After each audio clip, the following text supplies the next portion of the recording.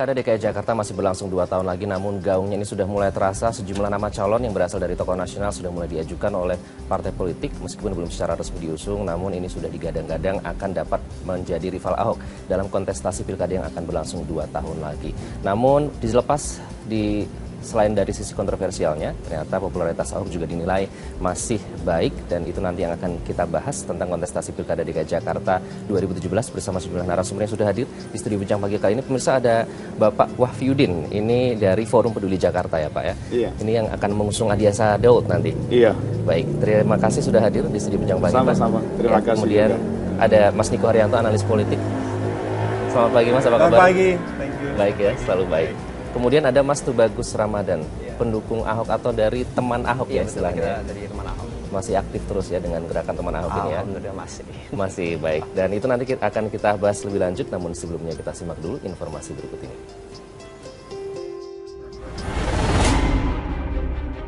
Pemilihan Gubernur DKI Jakarta memang masih akan digelar 2 tahun lagi, yaitu pada 2017. Namun gaungnya sudah mulai terasa. Banyaknya tokoh yang bermunculan menjadi pesaing Ahok pada Pilkada DKI Jakarta 2017 mendatang disambut oleh Ahok. Meski masih 2 tahun lagi, Ahok yang kini menduduki kursi nomor 1 di Jakarta itu tegas memastikan dirinya bakal mencalonkan diri kembali sebagai gubernur di ibu kota pada Pilkada 2017 mendatang. Komandan Jakarta itu pun telah menyiapkan sejumlah amunisi untuk menghadapinya berupa program unggulan ibu kota. Ahok memastikan amunisi itu akan menyulitkan para pesaingnya di Pilkada 2017 mendatang. Diakui oleh Ahok, komunikasi politiknya kini sudah mengalami perubahan, termasuk klaim hubungannya dengan DPRD DKI. Ahok juga menantang kepala-kepala daerah yang berkualitas untuk menjadi rivalnya nanti. Wah, itu yang saya katakan, sejak kami masuk ke DKI, tujuan kami masuk apa? Supaya seluruh kepala daerah di Indonesia itu punya potensi, punya kesempatan untuk bertanding jadi gubernur DKI. Kalau semua yang terbaik mau jadi gubernur DKI, maka warga DKI mendapatkan gubernur yang terbaik dari yang terbaik, bukan yang baik dari yang terburuk. Jadi itu pilihannya banyak. Kalau kamu dagang punya duit, bisa banyak yang jualan, untung di kamu nggak? Untuk menghadang Ahok kembali duduk di kursi gubernur Jakarta, sejumlah partai politik pun mengusung sejumlah nama tokoh nasional. Partai Gerindra misalnya telah menyiapkan sejumlah nama besar, seperti pengusaha Sandiaga Uno yang sudah mendeklarasikan siap maju di Pilkada DKI dan Wali Kota Bandung Ridwan Kamil. Golkar pun menyiapkan sejumlah kadernya seperti Tantowi Yahya, Aziz Samsyudin, dan Idrus Marham. Di Partai Demokrat, mantan calon wakil gubernur Nahrawi Ramli kembali diusung. Sedangkan PKS mempertimbangkan mantan Menpora Adiasa Daud dan Triwi Saksana sebagai bakal calon gubernur DKI. Terlepas dari kontroversi yang juga melekat di diri Ahok, popularitas gubernur DKI itu masih kuat. Lalu orang memperkarakan gaya Ahok yang cukup keras, dikiranya ini koboi yang terlalu liar dan seterusnya. Tapi saya kira lepas dari itu masyarakat juga tetap mencintai figur seperti Ahok karena terbukti ya sekarang dengan dia maju sebagai calon independen, banyak kampanye-kampanye yang volunteer yang muncul secara sukarela juga justru mendukung Ahok. Nah, ini sebetulnya potret bagaimana Ahok ini didukung oleh suara publik. Popularitasnya dan tingkat penerimaannya di publik yang cukup signifikan, ini yang membuat dia berpeluang besar.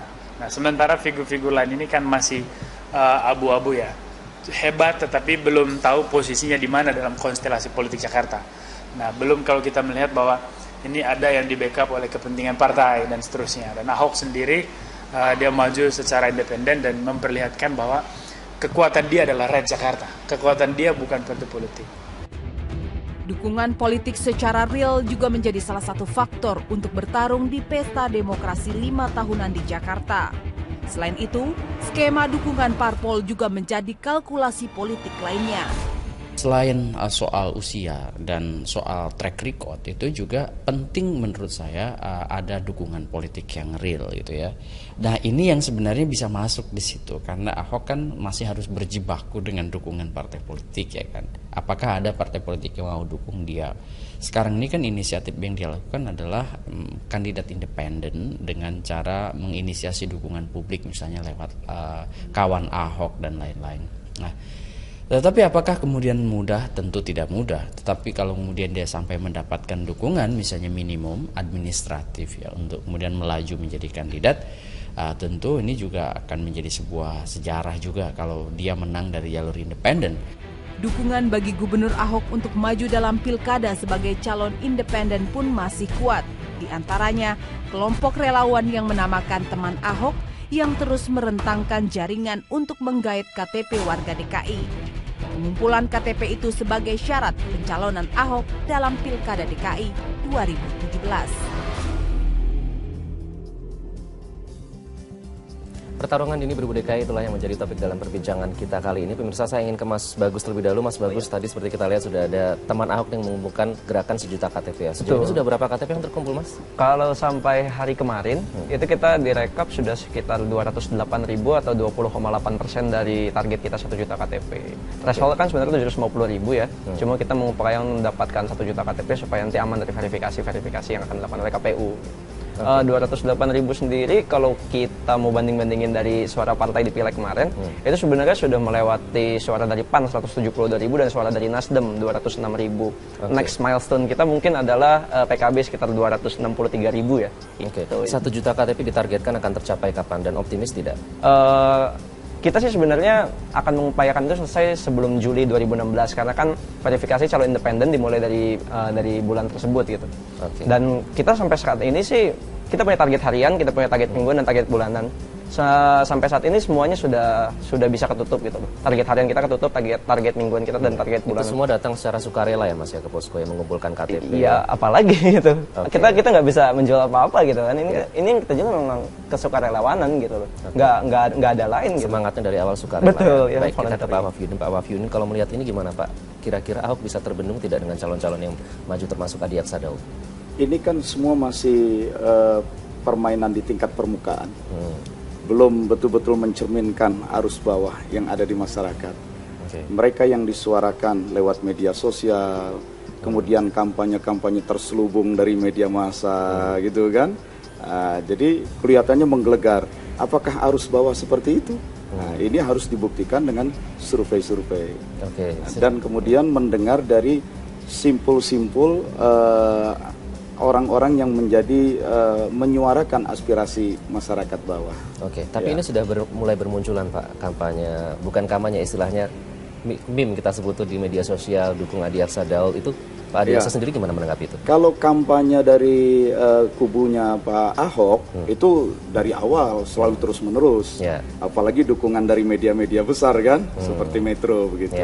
Nah itu yang orang tidak boleh terjebak bahwa ada arus bawah. Ada arus bawah yang belum tercover dari top down. Harus dilihat dari bottom up-nya. Harus betul-betul diselami dari bawahnya. 2 tahun itu akan dilakukan untuk itu ya Pak ya? Memperhatikan dari arus bawah. Iya, itu harus dicermati. Jadi karena mungkin barangkali itu juga partai sampai sekarang belum ada yang menunjukkan calon definitifnya. Karena mereka seperti biasa di satu sisi partai itu sebagaimana umumnya politisi cari yang posisi paling aman dong, cari posisi last minute. Tetapi di sisi lain juga karena memang belum ada kepastian dari bawah ini suara yang dominan itu yang mana yang akan dipilih oleh masyarakat. Tapi sejauh ini sudah ada suara-suara dukungan parpol seperti itu Pak ke Pak Adi Aksa? Baru komunikasi politik. Partai mana Pak yang sudah menjalin komunikasi dengan tim Adi Aksa? Banyak. Kalau yang menjalin komunikasi, Pak Adi Aksa Daud itu sudah menjalin ke semua partai. Bahkan yang menarik, PDIP pun sudah menyuarakan. Oh, ada bocoran sedikit, PDIP sudah menyuarakan.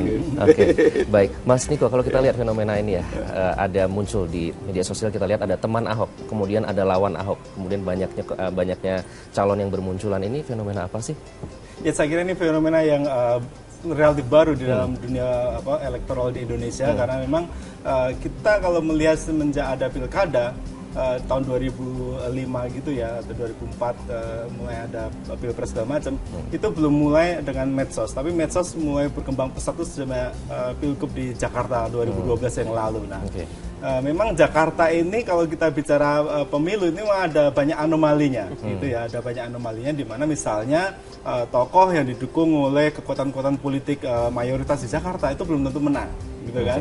Kemudian tokoh yang merepresentasikan misalnya mayoritas masyarakat di Jakarta itu juga belum tentu menang. Sekali lagi saya kira seperti Pak Yudin tadi sampaikan, memang arus bawah ini perlu selalu dicek ya, karena memang dinamika politik di Jakarta ini relatif tinggi.